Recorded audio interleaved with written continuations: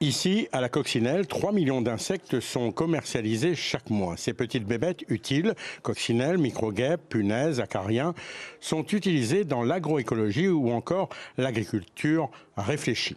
L'objectif, c'est de réduire l'utilisation de produits pesticides sur le sol réunionnais avec des solutions concrètes et clés en main pour les producteurs avec un accompagnement technique. Démocratiser, c'est déjà former les producteurs à ces nouvelles solutions-là d'un point de vue technique, les accompagner, les aider financièrement, c'est ce qu'on fait aujourd'hui avec l'aide du département, et aussi les particuliers, essayer de les faire utiliser dans leur jardin ces insectes-là et dédiaboliser l'image négative qu'on a des insectes. Du côté des agriculteurs, l'on est réceptif, comme Didier Waro. Installé depuis 2022, il utilise les insectes sur les fraises, poivrons ou encore tomates depuis 1 an et demi et ça marche. Pour moi, sur le ravageur, par exemple sur tomate, il y a la Tuta Absoluta, où j'ai jamais trouvé un produit chimique qui était efficace sur ce ravageur-là.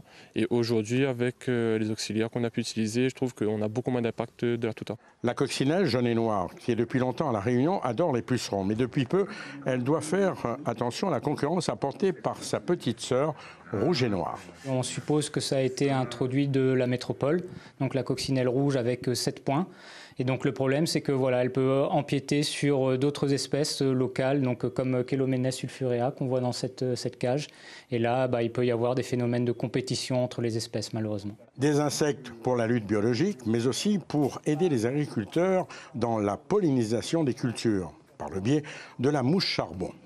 Le but, ça serait vraiment de pouvoir aider les agriculteurs dans la pollinisation de la tomate au lieu d'utiliser du souffleur ou des vibreurs. Donc de pouvoir avoir un insecte qui fera le travail de pollinisation de la fleur. Cette journée CocciPro aura permis aux agriculteurs, aux partenaires techniques et scientifiques ainsi qu'aux financeurs d'échanger sur le développement futur de l'agriculture saine.